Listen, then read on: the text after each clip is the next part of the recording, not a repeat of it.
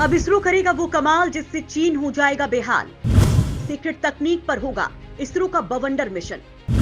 चंद्रयान 3 के लिए शुरू हुआ असली काउंटडाउन। एसएसएलवी का तूफान छुड़ा रहा एलन मस्क के पसीने। दोस्तों, इसरो एक बार फिर तूफानी फॉर्म में आ चुका है। इस साल कई बड़े साहसिक कारनामे करने जा रहा है। ऐसे कारनामे जिससे भारत का नाम केवल अंतरिक्ष में ही दुनिया में भी ऊंचा हो जाएगा। उसका नाम सूर्य के समान प्रकाशमान हो जाएगा। दोस्तों, इसरो की इस उड़ान से जहां हिंदुस्तान का टेम्पो हाई है, वहीं हमारे पड़ोसी चीन और पाकिस्तान जल भून रहे हैं, क्योंकि उनके पास ऐसा कोई मिशन नहीं जो उनकी ख्याति अंतरिक्ष जगत में फैलाए, उनका मान बढ़ाए। दोस्तों, साल 2022 में भी इसरो ने कई बड़े धमाल किए थे, दुनिया को अपने कारनामों से चौंका दिया था, और इस साल भी वो कुछ ऐसा ही करने वाला है, या यूं कहें उससे भी कुछ बड़ा ही करने वाला है।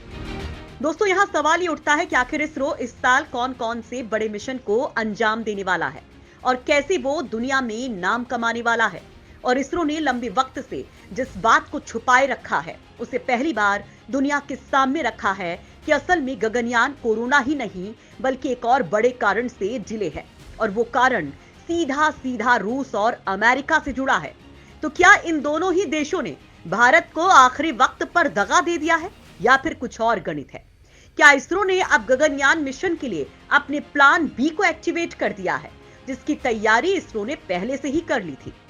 दोस्तों, इस वीडियो में हम आपको बताएंगे कि इसरो के मर्ज तक आखिर दवा क्यों नहीं पहुंची, और आखिर इतने दिनों बाद अब इसरो इस बात को क्यों स्वीकार कर रहा है कि हाँ, हमारा प्लान ए सुपर पावर्स की दादागिरी की भेंट चढ़ चुका है। क्यों भारत के स्पेस मिशन में हुई लगातार देरी? क्या रूस है जिम्मेदार, या फिर अमेरिका ने दिखाया ठेंगा? क्या चीन की साजिश के कारण इसरो को मिली नाकामी? दोस्तों, आप भी जानते हैं कि इसरो की जब से स्थापना हुई है तब से अब तक उसने कई बड़े मुकाम अपनी मेहनत से हासिल किए हैं। उन ऊंचाइयों पर पहुंचा है जिसकी कभी कल्पना भी नहीं की जा सकती थी। दोस्तों, इसमें दो राय नहीं कि जब से पीएम मोदी ने सत्ता संभाली है, इसरो के सपनों को नए पंख लग गए हैं। वो हर उस मकाम पर आज पहुंचना चाहता है जहां दुनिया के देश भविष्य में पहुंचने की कल्पना कर रहे हैं। इस दिशा में उसने कदम भी बढ़ा दिया है। इस क्षेत्र में निजी भागीदारी इसी ओर इशारा करती है, जिसने अपनी धमाकेदार एंट्री से सबको चौंका दिया है। दोस्तों, भारत में अंतरिक्ष के क्षेत्र में निजी भागीदारी से दुनिया के देशों को भी लगने लगा है कि अब जल्द ही हिंदुस्तान कुछ बड़ा धमाका कर सकता है। अंतरिक्ष की उड़ान को दुनिया में सबसे सस्ता और बेहतर बना सकता है, नई टेक्नोलॉजी को इजाद कर सकता है, अंतरिक्ष में उस जगह पहुंच सकता है जहां पहुंचने की आज तक केवल कल्पना की गई है। हालांकि दोस्तों, भारत की ये उड़ान ना तो नासा और ना ही चीन की स्पेस एजेंसी को रास आ रही है। बड़ी बात तो यह है कि जिगरी दोस्त रूस भी भारत के स्पेस कार्यक्रम से लगातार पांव पीछे खींच रहे हैं। पहले चंद्रयान और अब गगनयान पर भी रूस ने कदम पीछे खींचे हैं। भारत के गगनयान और चंद्रयान मिशन के लिए प्लान ए में रूस, अमेरिका और फ्रांस की मदद शामिल थी। लेकिन जब भारत को प्रॉपर सपोर्ट नहीं मिला, तो अब इसरो ने अपना प्लान भी एक्टिवेट कर दिया है। हालांकि इस चक्कर में भारत को तगड़ी देरी हो रही है, लेकिन ये प्लान भी इतना स्ट्रॉन्ग है कि इससे आने वाले वक्त में भारत खुद के दम पर स्पेस महाशक्ति बन जाएगा।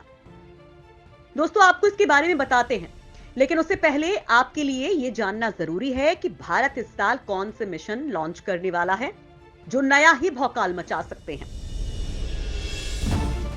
इसरो इस साल करेगा वो बड़े धमाल, कई बड़े मिशन को अंजाम देने की तैयारी। दोस्तों, अंतरिक्ष विज्ञान के क्षेत्र में आज पूरा विश्व भारत का लोहा मानता है। हर साल इसरो अपने देश के साथ ही अन्य देशों के भी उपग्रह लॉन्च करता है। अब इसरो सूर्य के संबंध में जानकारी इकट्ठा करने के लिए बड़े अभियान की तैयारी कर रहा है। इसके अलावा चांद का मिशन पूरा करने के लिए चंद्रयान 3 की भी तैयारी जारी है। दोस्तों, यहाँ सवाल ये उठता है कि सूर्य और चंद्र मिशन के अलावा इसरो और कौन कौन से मिशन इस साल लॉन्च करने की तैयारी कर रहा है। तो दोस्तों, डीआरडीओ और एचएएल के सहयोग से इसरो देश का पहला मानव युक्त अंतरिक्ष अभियान 2024 में प्रस्तावित है। उससे पहले मानव रहित अभियानों गगनयान 1 और गगनयान 2 का परीक्षण होना है। साल के आखिरी महीनों में इसरो द्वारा गगनयान 1 के परीक्षण की उम्मीद है, जिसके जरिए ह्यूमन रेटेड लॉन्च व्हीकल के प्रदर्शन का मूल्यांकन किया जाएगा। साथ ही orbital propulsion system, mission management, communication system और रिकवरी ऑपरेशंस को भी परखा जाएगा। अभियान का दूसरा चरण यानी कि गगनयान 2 का परीक्षण 2024 के शुरुआती महीनों में होगा। दोस्तों, इसरो इस साल अपना पहला सौर मिशन आदित्य L1 लॉन्च कर सकता है। इस मिशन को साल 2020 में ही लॉन्च होना था, लेकिन कोरोना महामारी के कारण इसे आगे बढ़ा दिया गया था। हालांकि अब इसे लॉन्च करने की तैयारी है। इस मिशन से इसरो सूर्य का अध्ययन करेगा। आदित्य L1 मिशन को पृथ्वी से 15 लाख किलोमीटर दूर लैग्रेंजियन पॉइंट 1 के चारों ओर प्रभामंडल की कक्षा में प्रवेश करवाया जाएगा, ताकि बिना किसी बाधा के निरंतर सूर्य का प्रेक्षण किया जा सके। गौरतलब है कि अब तक 3 देश ही इस मिशन को पूरा कर पाए हैं, अमेरिका, यूरोपीय यूनियन और जापान। वहीं अगर भारत का ये मिशन सफल होता है तो ये लिस्ट में भारत भी चौथे नंबर पर शामिल हो जाएगा। दोस्तों, इस अभियान का मकसद सूर्य की भौतिकी और सौर मंडल के तारों के विकास की प्रक्रिया को समझना है। आदित्य 1 के कुल 7 पेलोड होंगे, जो इलेक्ट्रोमैग्नेटिक और पार्टिकल डिटेक्टर से फोटोस्फीयर, क्रोमोस्फीयर और सूर्य के बाहरी परत की जानकारी इकट्ठा करेंगे। दोस्तों, L1 ऐसा बिंदु है जहां से सौर तंत्र की गतिविधियों का बेहतर ढंग से लगातार अवलोकन किया जा सकता है। दोस्तों, इस साल के मध्य में GSLV Mk3 के जरिए चंद्रयान 3 को भी लॉन्च किया जा सकता है। दोस्तों, चंद्रमा पर लैंडिंग के दौरान साल 2019 में चंद्रयान 2 क्रैश लैंड हो गया था। इसे देखते हुए पिछले दोनों अभियानों के मुकाबले इसरो रोवर की क्षमताओं को और बढ़ाने में लगा है। ये चंद्रमा की सतह के ऊपर पहले से मंडरा रहे पूर्ववर्ती ऑर्बिटर का उपयोग करेगा। हालांकि इस स्पेसक्राफ्ट की इंजीनियरिंग बिल्कुल अलग है और इसकी क्षमताओं को बढ़ाने के लिए कई तरह के सुधार किए गए हैं। दोस्तों, इसके साथ ही इसरो इस साल एरोनॉटिकल टेस्ट रेंज चित्रदुर्ग से रियूजेबल लॉन्च व्हीकल का पहली बार रनवे लैंडिंग एक्सपेरिमेंट करेगा। RLV-TD की संरचना एयरक्राफ्ट जैसी है, जिसमें लॉन्च व्हीकल और एयरक्राफ्ट दोनों की जटिलताओं को शामिल किया गया है। इसका इस्तेमाल फ्लाइंग टेस्ट बेड के रूप में हाइपरसोनिक फ्लाइट, ऑटोनोमस लैंडिंग और पावर्ड क्रूज फ्लाइट तकनीकों के मूल्यांकन के लिए किया जाएगा। दोस्तों, आप कह सकते हैं कि भारत की ये तकनीक दुश्मन के होश उड़ाने वाली होगी, क्योंकि भारत हाइपरसोनिक मिसाइल बनाने की दिशा में काम कर रहा है। दोस्तों, जिसका कुछ दिन पहले भारत ने लैब टेस्ट भी किया था। इसरो का लघु उपग्रह प्रक्षेपण यान यानी कि SSLV अगले महीने अपनी दूसरी उड़ान भर सकता है। इसरो के वरिष्ठ अधिकारियों ने इसे लेकर जानकारी दी है। पिछले साल 7 अगस्त को अपनी पहली विकास उड़ान में असफल रहा था। इसरो ने अपने पहले SSLV को पिछले साल लॉन्च किया था, जिसमें एक अर्थ ऑब्जर्वेशन सैटेलाइट और एक स्टूडेंट सैटेलाइट भी था। SSLV रॉकेट की लॉन्चिंग सक्सेसफुल रही, लेकिन आखिरी वक्त में दोनों सैटेलाइट से किसी भी तरह का डेटा मिलना बंद हो गया। इसरो ने अपने भरोसेमंद पोलर सैटेलाइट लॉन्च व्हीकल यानी कि PSLV, जियो स्टेशनरी सैटेलाइट लॉन्च व्हीकल यानी कि GSLV के माध्यम से सफल अभियानों को अंजाम देने में एक खास जगह बनाने के बाद स्मॉल सैटेलाइट लॉन्च व्हीकल से पहली लॉन्चिंग की थी, जिसका इस्तेमाल पृथ्वी की निचली कक्षा में सैटेलाइट्स को स्थापित करने के लिए किया गया। अब एक बार फिर इसके सफल उड़ान की तैयारी की जा रही है। इतना ही नहीं दोस्तों, नासा के साथ मिलकर इसरो एक बड़े प्रोजेक्ट पर काम कर रहा है। NASA ISRO synthetic aperture radar यानी निसार मिशन 2 अंतरिक्ष एजेंसियों का साझा अभियान है। इससे पृथ्वी की सतह पर होने वाले संरचनागत बदलावों को जानने में वैज्ञानिकों को मदद मिलेगी। इस मिशन को इस साल लॉन्च किया जाएगा। इसे पृथ्वी की कक्षा में 747 किलोमीटर ऊंचाई पर स्थापित किया जाएगा, जिससे पृथ्वी की सतह पर होने वाले बदलाव, प्राकृतिक आपदाओं, समुद्री जल स्तर, बर्फ की सघनता और भूजल से संबंधित जानकारियां प्राप्त की जा सके। दोस्तों, अंतरिक्ष क्षेत्र में इसरो ने निजी क्षेत्रों के लिए अपने दरवाजे खोल दिए हैं। इसी कड़ी में इसरो निजी क्षेत्र की एरोस्पेस कंपनियों, विशेष तौर पर स्टार्टअप्स को मार्गदर्शन और सहायता दे रहा है। इससे अरबों डॉलर का स्मॉल सैटेलाइट लॉन्च मार्केट खुल चुका है। भारत के स्काईरूट एरोस्पेस के रॉकेट विक्रम एस की टेस्टिंग हो चुकी है। भारत में अब अर्थ इमेजिंग सेक्टर, छोटे सैटेलाइट के लिए रॉकेट को विकसित करने, सैटेलाइट के लिए सस्ता ईंधन तैयार करने जैसे कार्यों में निजी क्षेत्र की आने वाले महीनों में बड़ी भूमिका हो सकती है।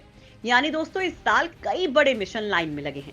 लेकिन बात वहीं आकर ठहर जाती है कि देरी क्यों हो रही है। क्या कोरोना ही जिम्मेदार है या फिर कुछ और जिम्मेदार है?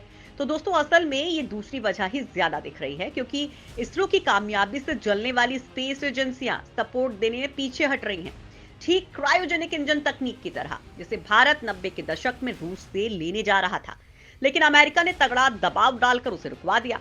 अब इसरो जिस रफ्तार से आगे बढ़ रहा है, उससे न केवल अमेरिका बल्कि पूरा यूरोप, रूस और चीन सभी हिले हुए हैं। भारत की तकनीक से जलने का ताजा एग्जाम्पल अगर हम आपको दें तो मार्च 2020 को लॉन्च हो रहे भारत के सबसे बड़े स्पाइस सैटेलाइट GSAT-1 की लॉन्चिंग को रुकवाना रहा, जिसे अमेरिकी दबाव के चलते रुकवा दिया गया। अब जब फिर से इसे लॉन्च किया गया तो यह आखिरी चरण में संदिग्ध कारणों से फ्लॉप हो गया।